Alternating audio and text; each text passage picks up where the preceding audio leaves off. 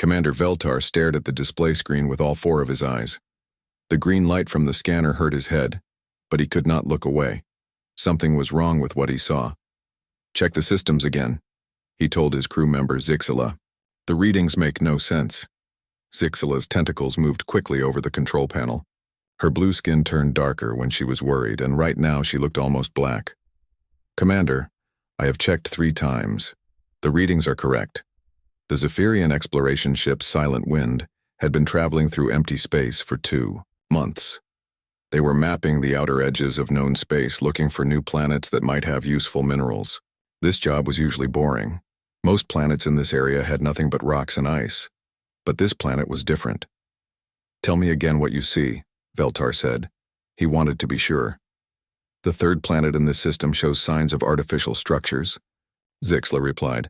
"Large buildings, roads, and energy sources. The energy signatures are strong enough to power a small city." Veltar's main eye focused on the data. His people, the Zephyrians, had been exploring space for over 1,000 years. They knew what natural formations looked like, and they knew what buildings made by intelligent beings looked like. This was definitely not natural. "What about life signs?" he asked. "I detect many heat sources that could be living beings. The atmospheric readings show the air has been changed, more oxygen than natural. Someone has been making this planet better for life." Veltar felt his heart's beating faster. Finding new intelligent life was rare and important. The Galactic Council would want to know about this right away. But something felt strange about these readings. "Show me the planet's history data," he said. The screen changed to show information about the solar system. According to their records, no ships had ever come to this area. The Galactic Council kept careful records of all space travel, and this system was marked as unexplored and no intelligent life detected. "The last survey was 50 years ago," Zixla said. "Long-range scanners found nothing unusual." 50 years is not enough time for a civilization to build cities like this," Veltar said. "It takes hundreds of years to develop the technology needed for space travel and planet settlement." He looked at the energy readings again. The power sources were strong and steady. Whoever lived on this planet had advanced technology. But the buildings looked strange. They did not match any design that Veltar had seen before in his 40 years of space exploration. "Zixla, bring up the ship. Design database. I want to compare these structures to known architectural styles." The computer searched through thousands of building designs from hundreds of different species across the galaxy. The search took several minutes. When it finished, the result made Veltar's skin turn pale gray. "No matches found," the computer announced. "That cannot be right," Veltar said. "Try searching for similar patterns." Again, the computer found nothing. The buildings on the planet below did not look like anything built by the Thaxians, the Mollusk Confederacy, the Silicon Collective, or any of the other 47 species in the Galactic Council. "Commander," Zixla said quietly, "there is something else. I am detecting metal compositions in their buildings that match human construction materials." Veltar's 4 eyes widened. Humans were the newest members of the Galactic Council. They had achieved faster-than-light travel only 30 years ago and had been exploring space for even less time. According to Council records, humans had only established colonies in 3 nearby systems, all much closer to their home planet Earth. "That is impossible," Veltar said. "Humans could not have reached this system. It is too far from their space, and they do not have the technology for such long journeys. I know it seems impossible, but the metal signatures are very clear. Steel, aluminum, and titanium in ratios that match human manufacturing methods." Veltar stood up from his command chair and walked to the main viewing window. The planet looked peaceful from this distance. It had blue oceans and green continents with white clouds moving slowly across the surface. It looked like the kind of planet that would be perfect for most species to live on. "How long would it take us to reach the planet?" he asked. "At current speed 6 hours, Zixla replied. "Change course, take us closer but slowly. I want to run full scans as we approach." The Silent Wind turned toward the mysterious planet. As they got closer, the readings became even more puzzling. The planet had 3 large continents, and all of them showed signs of intelligent development. Cities dotted the landscape, connected by straight lines that were clearly roads. Large areas of farmland were arranged in perfect geometric patterns. "Commander, I am detecting communication signals," Zixla said. "Multiple frequencies, very organized. This is definitely an advanced civilization." "Can you understand any of the communications?" Zixla worked at her console for several minutes. "Some of the signals are in languages I do not recognize, but others—" She paused, looking confused. "Others appear to be in Standard Galactic." Standard Galactic was the common language used by all Council species for official communication. It had been developed over many centuries as different species made contact with each other. The idea that an unknown civilization would be using this language was impossible. "You must be mistaken," Veltar said. "I will play the communications, for you to hear." The bridge speakers crackled to life. At first there was only static. Then a clear voice came through, speaking words that Veltar understood perfectly, even though the accent was strange. "Agricultural Station 7 to Central. Command, harvest report for Sector 12 ready for transmission." Veltar felt dizzy. Not only was this Standard Galactic, but it was being spoken fluently. This meant that whoever lived on this planet had contact with galactic civilization. But how was that possible when no records existed of any contact? "There must be an explanation," he said to himself. Maybe they learned the language from intercepted communications, but even as he said it, he knew it did not make sense. Learning a language from random radio signals was almost impossible, especially one as complex as Standard Galactic. "Commander," Zixla said, "I am receiving a direct communication addressed to us." "What?" Veltar spun around to face her. "How? Do they know we are here?" "The message is being transmitted on the standard first contact frequency. They are asking us to identify ourselves and state our intentions." Veltar's hands shook as he realized what this meant. The people on this planet not only knew about galactic civilization, but they also knew the proper protocols for meeting new species. They were following procedures that took the Galactic Council decades to develop. "Commander," Zixla continued, "they are inviting us to land at designated coordinates. They say they have been expecting visitors for some time." Veltar looked out at the planet again. Everything about this situation defied explanation. An unknown civilization that used human building materials, spoke Standard Galactic, and knew first contact procedures. A planet that had been empty 50 years ago but now housed an advanced society. "Set course for the coordinates they provided," he said finally. "But keep our shields ready and weapons on standby. We have no idea what we are walking into." As the silent wind descended toward the planet's surface, Veltar could not shake the feeling that everything he thought he knew about the galaxy was about to change. The landing pad was unlike anything Veltar had ever seen. It looked human in design, but the material seemed wrong. The metal platform gleamed with a silver shine that was too bright, too perfect. Lines of colored lights guided their ship to the exact center, and the landing was smoother than it should have been. "Commander, I am detecting some kind of field beneath us," Zixla reported from her station.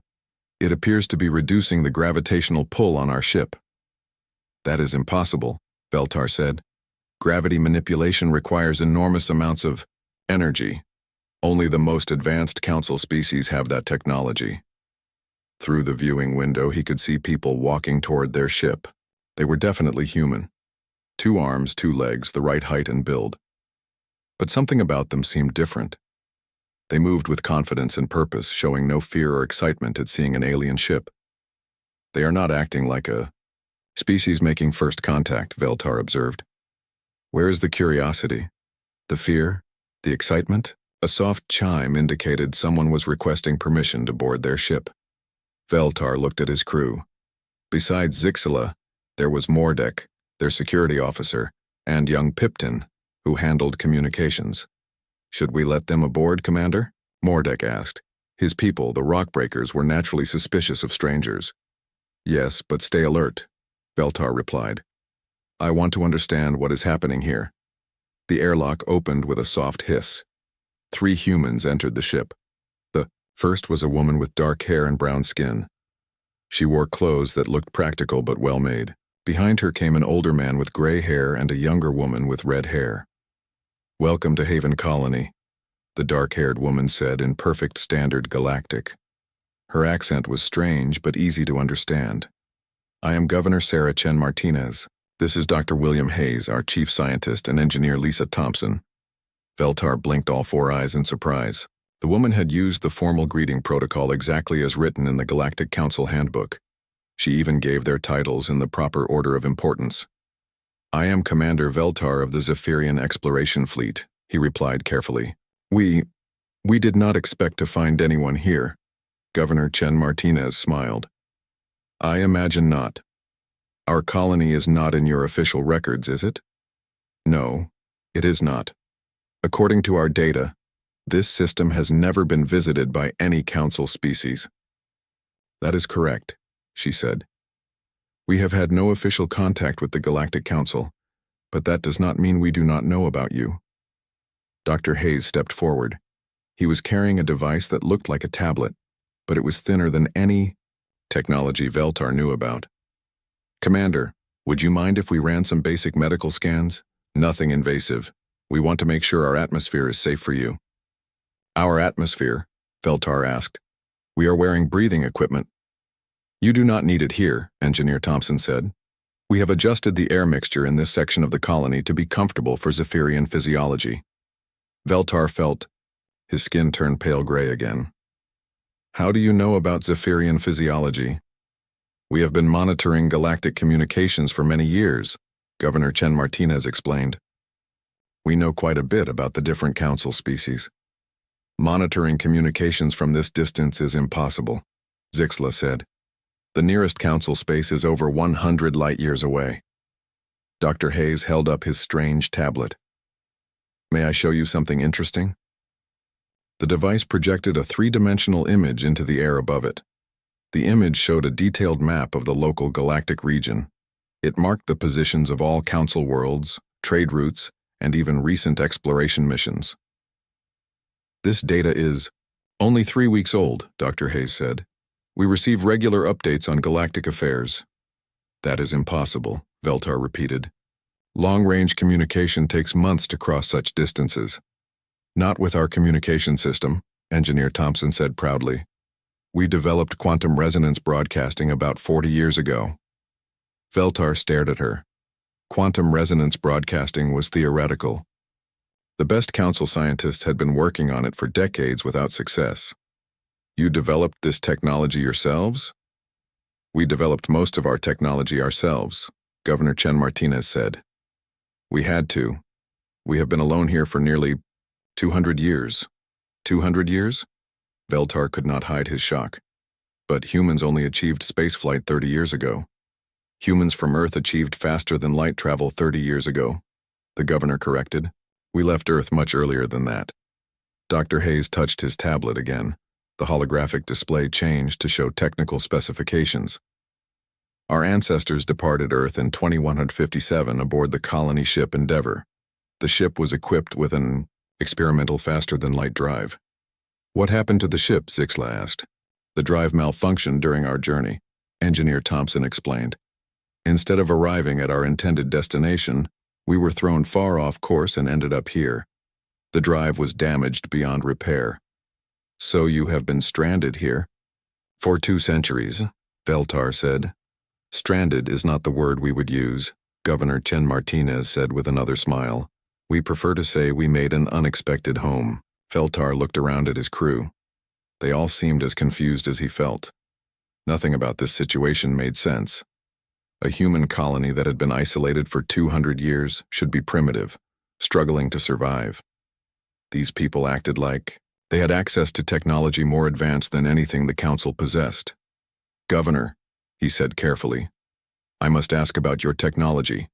The gravity manipulation at the landing pad, the long-range communications, the atmospheric controls. How did you develop these systems?" "Necessity," Dr. Hayes replied.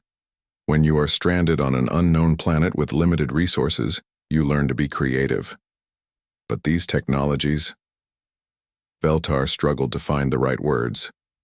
The Galactic Council has thousands of scientists working on these problems. How could a small isolated colony succeed where entire civilizations have failed? Engineer Thompson and Dr. Hayes exchanged a look. Governor Chen Martinez nodded at them. "Commander," she said, "perhaps it would be better if we showed you rather than told you. Would you and your crew like a tour of our colony?"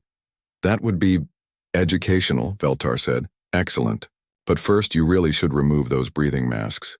Our air is quite safe and much more comfortable." Veltar hesitated, then slowly removed his breathing equipment. The air was indeed perfect. Not too thick, not too thin, with just the right amount of moisture. It was exactly like the artificial atmosphere on Zephyrian ships. "How did you know the exact atmospheric requirements for my species?" he asked. "We make it our business to know about our neighbors," Governor Chen Martinez said. "Even neighbors we have not met yet." As they prepared to leave the ship, Veltar could not shake the feeling that he was missing something important. These humans were too calm, too prepared, too knowledgeable. They acted like they had been expecting this visit. "Governor," he said as they walked toward the exit, "you said you have been monitoring galactic communications. Did you know we were coming?" "We detected your ship 3 days ago when you entered our outer sensor range," she replied. "Your sensors detected us 3 days ago?" Veltar stopped walking. "That is impossible. We were over 50 million kilometers away." "Commander," Governor Chen Martinez said gently, "I think you will find that many things you consider impossible are actually quite possible. You just need the right approach." As they stepped outside the ship, Veltar saw the colony spread out before them. Beautiful buildings made of that strange gleaming metal rose from carefully planned streets. Gardens filled with alien plants created splashes of color everywhere. People moved about their daily business, some stopping to wave at the visitors, but showing no fear or excessive curiosity. It looked like paradise. But Veltar was beginning to suspect that paradise came with secrets. The museum was the strangest building Veltar had ever entered. From the outside, it looked like it was made of the same gleaming metal as everything else in the colony. But once inside, the walls seemed to glow with soft light that came from nowhere and everywhere at once. "This is where we keep the history of our journey," Governor Chen Martinez explained as she led them through the entrance hall. "I thought you might like to understand how we came to be here." The first exhibit showed a model of the original colony ship Endeavour. It was massive, designed to carry 10,000 colonists to a new world. The ship looked primitive compared to modern council vessels, but Veltar could see clever engineering in its design. "The Endeavour was built using 2150s Earth technology," Dr. Hayes explained. "Fusion reactors, basic gravity plating, and an experimental faster-than-light drive that had only been tested once before." "Where were you supposed to go?" Zixela asked. "A system called Kepler 442, Engineer Thompson replied. "It was about 12 light-years from Earth. The planet there looked perfect for human life." "What went wrong?" Mordek asked. The security officer had been quiet during most of the tour, but Veltar could see he was studying everything carefully. Governor Chen Martinez led them to the next exhibit. This one showed technical diagrams of the ship's drive system. The faster-than-light drive used a method called quantum tunneling. The theory was sound, but the practice proved more difficult. "Halfway through our journey, the drive began acting strangely," Dr. Hayes continued. "Instead of following our planned route, it started jumping us in random directions. Each jump took us further from known space." The exhibit showed a 3-dimensional star map with a red line marking the ship's actual path. Veltar counted at least 20 different jumps, each one taking the ship further from Earth and deeper into unexplored space. "The final jump brought us here," Engineer Thompson said. "But the effort burned out the drive completely. We were left with a ship that could no longer travel faster than light, stranded in a system that was not on any Earth star chart." "How many people survived the journey?" Veltar asked. "All 10,000, Governor Chen Martinez said proudly. "The ship's life support systems worked perfectly. The problem was that we had supplies for a 1-year journey, but it took us nearly 3 years to reach this system." "You must have been desperate when you arrived," Zixela said. "Desperate but not defeated," Dr. Hayes replied. "The planet we chose to settle was habitable, but barely. The atmosphere was too thin, the soil was poor, and the weather was harsh. They moved to another exhibit that showed the early days of the colony. Pictures displayed humans in bulky environmental suits working to build the first shelters. The structures looked rough and temporary, nothing like the gleaming city outside. The first 50 years were the hardest, Governor Chen Martinez said. We had to terraform the planet while simultaneously building a new civilization from scratch. Terraform? Veltar interrupted. Terraforming requires massive industrial equipment and hundreds of years of work. Not if you approach the problem correctly, Engineer Thompson said with a smile. We did not try to change the entire planet at once. We started small, with enclosed domes and underground facilities. The next exhibit showed the evolution of the colony's technology. Veltar studied the displays with growing amazement. The humans had not simply rebuilt Earth technology, they had improved it, developed entirely new approaches to old problems. Your fusion reactors, he said, pointing to one display. They are much smaller than they should be for the power output you are showing. We discovered that Earth scientists were making fusion more complicated than necessary, Dr. Hayes explained. We found a way to simplify the magnetic containment system. Simplify how? Zixla asked. She was their ship's engineer and understood power systems better than the rest of them. Instead of using multiple magnetic field generators, we use crystalline structures that naturally focus magnetic fields, Engineer Thompson replied. The crystals grow themselves once you provide the right conditions. Veltar stared at her. Self-growing crystals that could contain fusion reactions were theoretical at best. The Galactic Council's best scientists had never been able to make them work reliably. How did you discover this? He asked. Trial and error, she said simply. When you have limited resources and no outside help, you try everything. They moved deeper into the museum. Each exhibit showed more impossible achievements. Atmospheric processors that could change the air composition of an entire continent in just a few years. Medical systems that could regrow lost limbs. Transportation, networks that moved people and goods without any visible power source. This is impossible, Mordek said finally. One isolated colony cannot develop all of this technology. Why is it impossible? Governor Chen Martinez asked. Because your species did not do it? Because the Galactic Council has not done it? Because it takes thousands of scientists working for centuries to make these breakthroughs, Veltar replied. You had 10,000 people, most of whom were not scientists. That is true, Dr. Hayes said. But we had something your council scientists do not have. What is that? Necessity and isolation, Engineer Thompson explained. When you cannot call for help, when you cannot import solutions from other worlds, you must solve problems yourself. And when your survival depends on solving those problems, you become very creative very quickly. They reached the final exhibit in the museum. This one was different from the others. Instead of displaying old technology, it showed current colony operations. Real-time data streams showed power production, population numbers, agricultural output, and dozens of other measurements. We now have a population of over 1 million people spread across 3 continents, Governor Chen Martinez said. We produce enough food to feed 5 times that number. Our power generation creates no waste and requires no fuel imports. 1 million people? Veltar asked. But you started with only 10,000. People have children, Commander, she said with amusement. And our medical technology has extended human lifespan significantly. How significantly? The average lifespan here is now about 150 Earth years, Dr. Hayes replied. And that number is still increasing as we improve our treatments. Veltar felt dizzy. The longest-lived species in the Galactic Council lived an average of 200 years, and they had been working on life extension for millennia. I do not understand, he said finally. How did you accomplish so much in isolation? The Galactic Council has the combined knowledge of 47 species, thousands of worlds, and millions of scientists. How did one small human colony surpass all of that?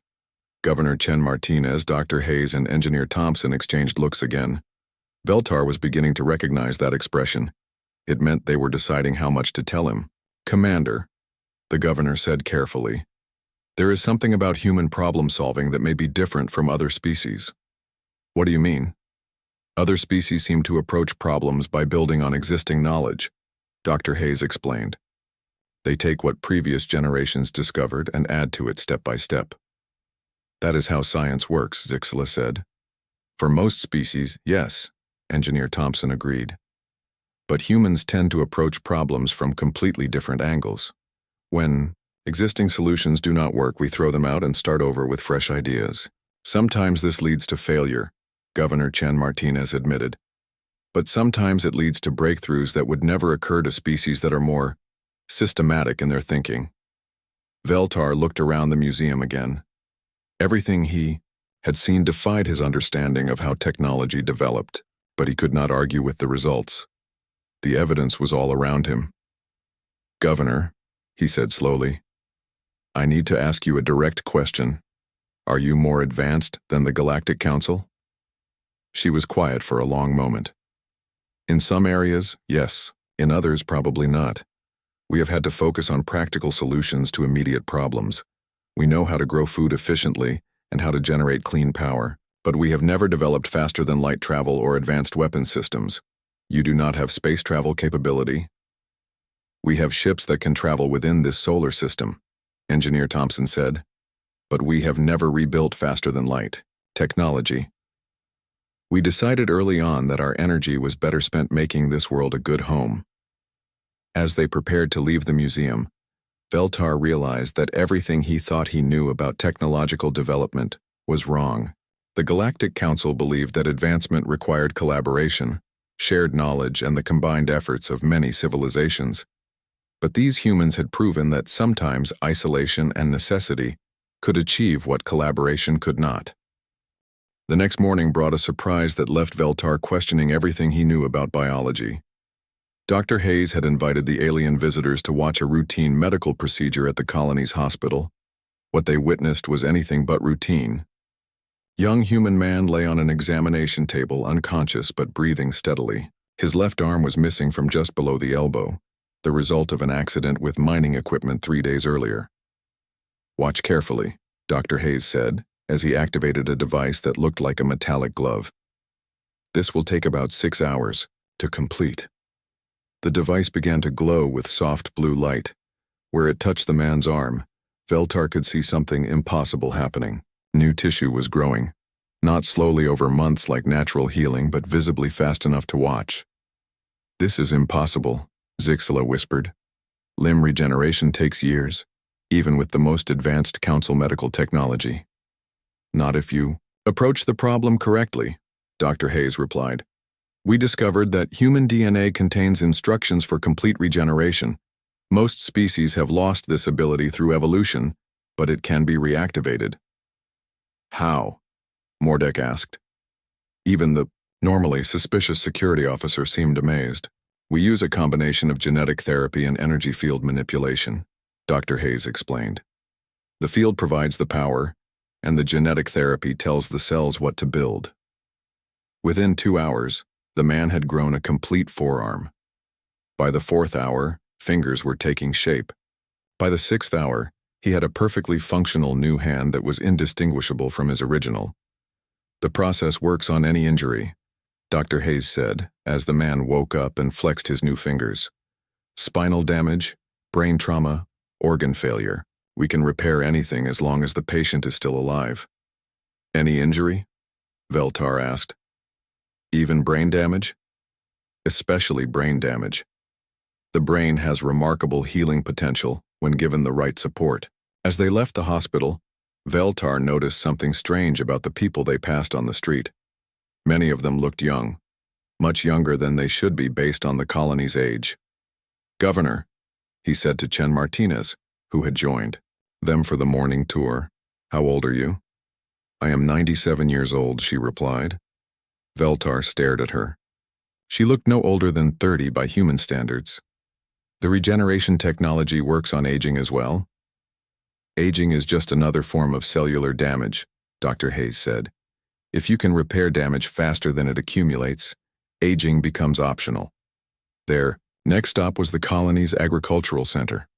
Engineer Thompson met them at the entrance wearing clothes that seemed to shimmer in the sunlight.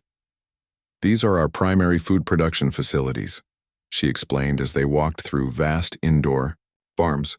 "We can feed our entire population using only 12% of our arable land." The farms were unlike anything Veltar had seen. Plants grew in perfectly organized rows, but they were growing at an impossible rate.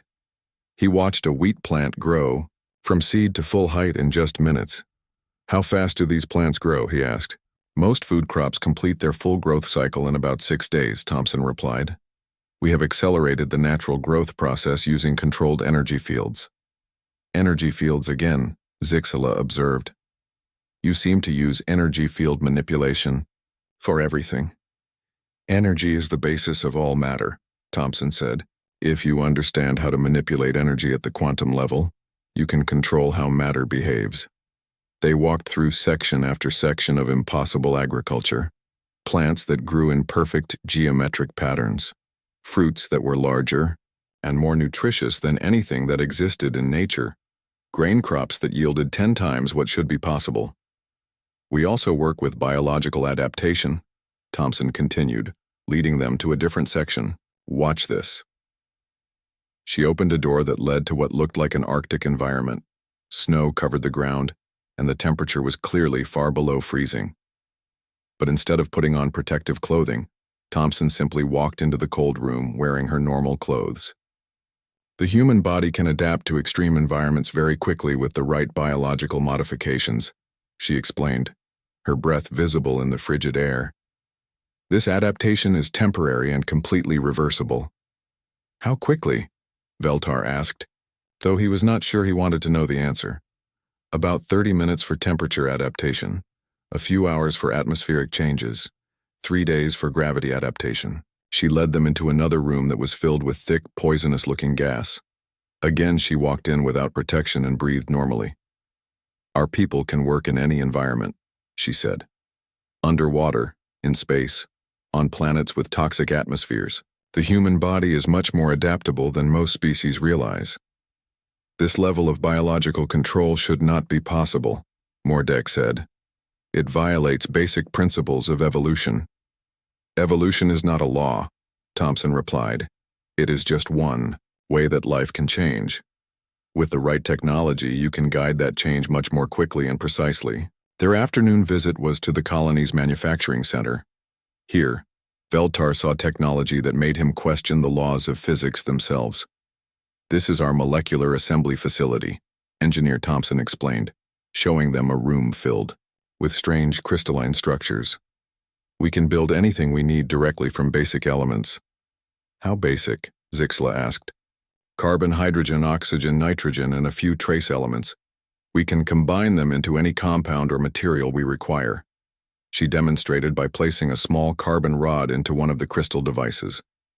The machine hummed quietly for a few minutes, then produced a complex electronic component that looked like it should have taken weeks to manufacture. "The crystals rearrange matter at the atomic level," Thompson explained. "As long as we have the basic elements, we can make anything." "Even the crystals themselves?" Veltar asked.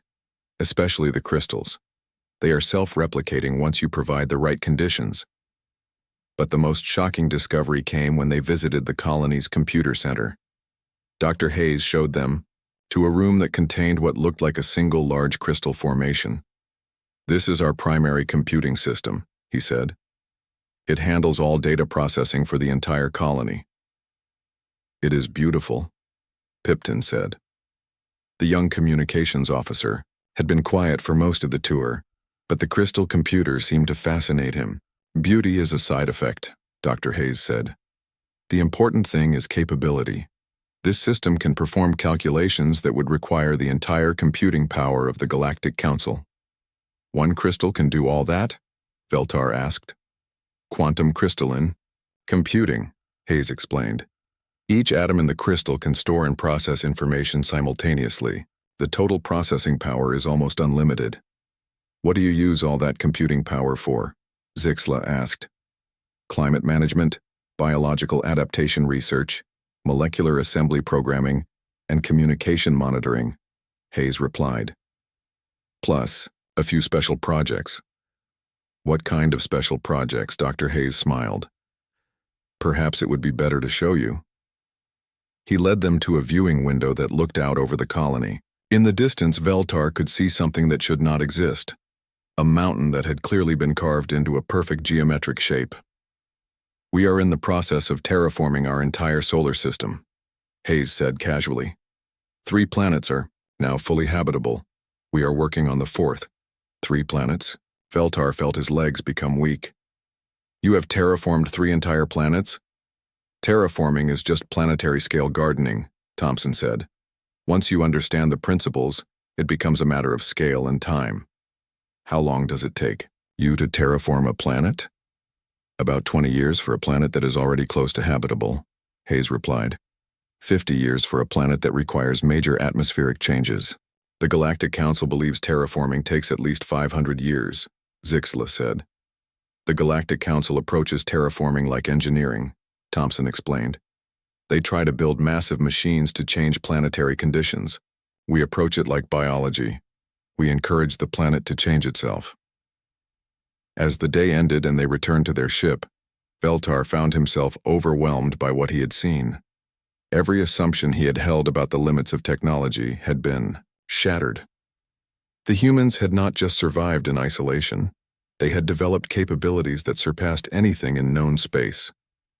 Commander, Zixla said quietly as they prepared their evening report. What are we going to tell the Galactic Council? Veltar looked out at the colony lights twinkling in the darkness.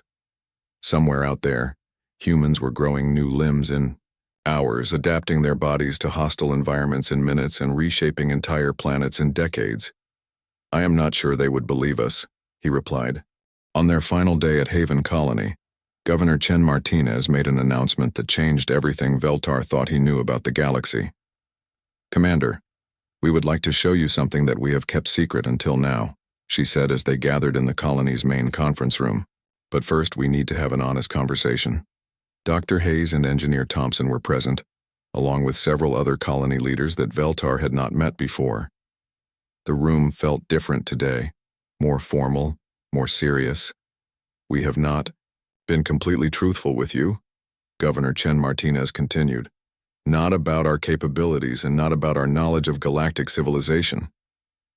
What do you mean? Veltar asked, though he suspected he was about to receive answers to questions that had been bothering him for days. We have been monitoring galactic communications for over 50 years, Dr. Hayes said. Not just receiving them, but actively listening to everything. Government communications, military transmissions, scientific data, commercial transactions. Everything? Zixla asked. Everything, Engineer Thompson confirmed. We know about the trade disputes between the Mollusk Confederacy and the Silicon Collective. We know about the research projects being conducted on Zephyrian colony worlds. We know about the political tensions in the council chambers. That level of monitoring should be impossible, Mordek said. Even Council intelligence services cannot intercept all communications across such distances. Council intelligence services use traditional methods, Thompson replied. We developed quantum resonance listening posts that can detect subspace communications from anywhere in the galaxy. Governor Chen Martinez activated a wall display that showed a 3-dimensional map of local galactic space. Hundreds of small dots marked the positions of what Veltar realized were monitoring stations. We have been watching you for decades, she said simply. All of you. Every council species, every colony world, every exploration mission. Why? Veltar asked. Why hide from us if you had the technology to reveal yourselves? Because we wanted to understand what kind of civilization we would be joining, Dr. Hayes explained. We needed to know if the Galactic Council was something we wanted to be part of. And what did you decide? That is complicated, Governor Chen Martinez said. The Council has achieved remarkable things. Peaceful cooperation between very different species, successful trade relationships, shared scientific knowledge, but it has also become slow, bureaucratic, and resistant to new ideas. She touched a control, and the wall display changed to show data about Council research projects. Veltar recognized many of them: fusion power development, terraforming, technology, medical advancement, artificial intelligence research.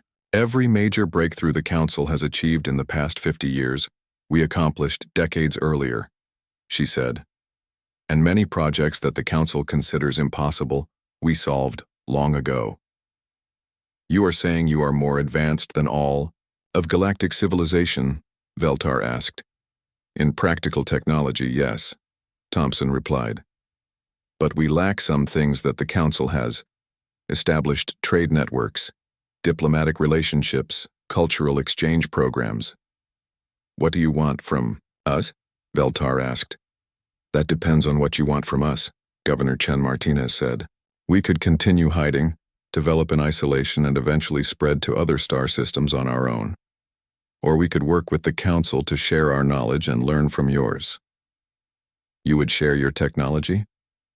Under the right conditions, yes, but not as junior members seeking approval.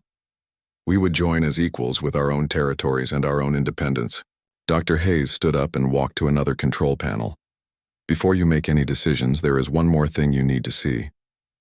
The floor of the conference room became transparent, revealing a view that made Veltar's blood run cold.